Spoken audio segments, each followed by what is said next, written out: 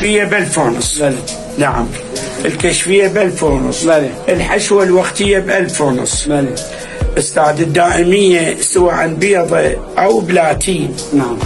يعني يسمونها الحشوة الملغمية. بلى. يعني السوداء هاي ب3 والحشوة البيضة ب3 وتنظيف الأسنان يعني ب1000 ونص. زين ما تخسر انت؟ أنا الحمد لله. بس اكو اطباء يقول لك هاي المواد نشتريها بفلوس. صحيح صحيح استاذ اسمع. نعم. يقول لك هذا اليهودي، كان واحد يهودي نعم. يشتري الشاي بسعر ويبيعه بنفس السعر. قالوا له يا ابي اليهودي انت شو تحصل؟ قالوا ما حصل الصندوق. صح. فانا بالنسبه لي انا ما اخسر استاذ. نعم.